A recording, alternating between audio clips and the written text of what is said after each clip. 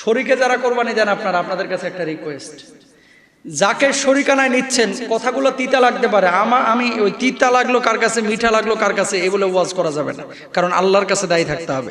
আপনারা যেমন কাজ করেন অফিসে, কোম্পানির এমডির কাছে আপনারা ধরা না, দায়বদ্ধ না?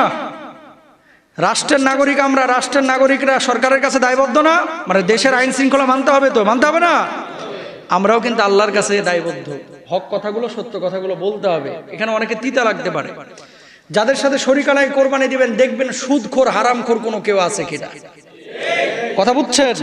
আপন ভাই হোক তারপরে সাথে কোরবানি দিবেন না যদি হারামখোর হয়। বলবেন হুজুর মা তো রাইগা যাচ্ছে, আছে না এরকম? আপন ভাই, তুই তোর ভাইয়ের লগে কোরবানি দিবি না কেন? যা তোর কোরবানির গোশত খামুই না। কেন দিচ্ছে না এটা তোর মা জানে না, কারণ মারা মুরব্বীরা বাবারা অনেক সময় বুঝে না যে ওর ছোট ভাই বা ছোট ছেলে অথবা 5 ভাইয়ের মধ্যে 1 ভাই উল্টাপাল্টা ইনকাম করে, আছে না এরকম কিছু?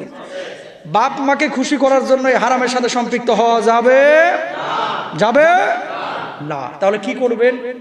উইলিংলি বা কৌশলী হয়ে টেকনিক্যালি এই বিষয়গুলো হ্যান্ডেল করবেন। আচ্ছা, যে মানুষটা একটু সমস্যা আছে ইনকামে, আমি আপনাকে খারাপ বলছি না, আপনি পাপটা ছাইড়া দেন। আপনারই বাবার ভিতরে মাথা ঢোকানোর দরকার কি? আপনি নিজে একটা ছাগল কিনেন, অথবা ভাগে গরুই দিতে হবে, এটা তো আপনার জরুরি না ভাই, এটা তো ফরজ না। ছোট্ট একটা ভেড়া নিয়ে আসেন, 12,000 টাকাতে একটা ছাগল নিয়ে আসেন, হালাল টাকার 12,000 টাকার ছাগল। আবারও বলি, 3 বার বলি, হালাল টাকার 12,000 টাকার ছাগল হারাম টাকার 12 লাখ টাকার গরুর চাইতে উত্তম। হারাম টাকার 12,000-এর ছাগল, হয়তো মানুষ এই ছাগলের দিকে তাকাইবে না। কিছু লোক তো চায়ের দোকানে বসে বসে বাঁকা চোখে এমনি ছাগলের দিকে তাকায়, নিয়ে এসছে হরিণ। কথা বলেন না কেন? আছে না এরকম? তাকায় আর হাসে, কয় নিয়ে এসে হরিণ।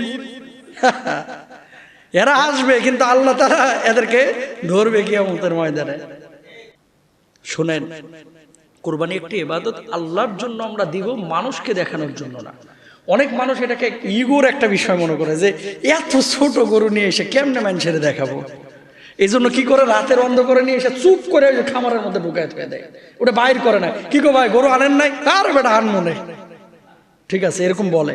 শুনেন, এগুলো আপনারা দেখবেন না প্লিজ, এগুলোর ভিতরে রিয়া আছে, লৌকিকতা আছে, ঠিক কিনা? হাটে গেছে হুন্ডা নিয়ে, গরু নিয়ে আসার সময় যদিও কৃষক নিয়ে আসতেছে, তারপরে সাহেব হাইটে আসতেছে। কেন? মিয়া ভাই কত হইলো? কয় ভাই 6 লাখ। কয় লাখ? 6 লাখ। বলতে সমস্যা নাই, কিন্তু কথা হচ্ছে কি জানেন, অনেক সময় আপনি চাইবেন না, কিন্তু শয়তান ওয়াসওয়াসা দিয়ে এর ভিতরে লৌকিকতা ঢোকায় দেবে। আপনি হয়তো বা ভালো নিয়তে নিয়ে এসেছেন, কিন্তু শয়তান আপনার ওয়াসওয়াসা দিয়ে কি করে দিবে? লৌকিকতা ঢোকায় দেবে। এই জন্য ইবাদতের ক্ষেত্রে যত আড়ালে থাকা যায়। গরু নিয়ে আসতেছে, ওরা নিয়ে আসুক, আস্তে করে বাইন্ধা দিবে। মানুষ যা বলতেছে বলুক, আমি আল্লাহর জন্য কোরবানি করছি ভাই, আল্লাহর জন্য কোরবানি করছি। আপনি যদি আমাকে প্রশ্ন করেন, হুজুর এই যে কোরবানি, কেন কোরবানি নিয়ে এত কথা হচ্ছে? কারণ আমাদের দেশের মানুষ ওই সৌদি আরবের মতো, দুবাই, কাতারের মতো এত ধনী না।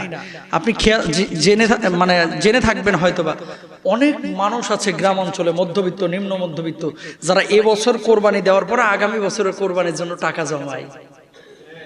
বুঝছেন? 2,000, 1,000, 3,000 করে রোজার ঈদের পর থেকে অনেকে টাকা জমায়। এই জন্য কথাটা বলতেছি, এত কষ্ট করে পরিশ্রম করে যে টাকাটা আপনি জমাচ্ছেন, এই টাকাটা প্রপার ওয়েতে খরচ হচ্ছে কিনা এবং আল্লাহ তাআলা এটাকে কবুল করছেন কিনা, এটা আপনাকে প্রিয় ভাই খেয়াল করতে হবে। এটা আমাদেরকে খেয়াল করতে হবে। যদি না করেন তাহলে শুধু গোশত খাওয়াই হবে।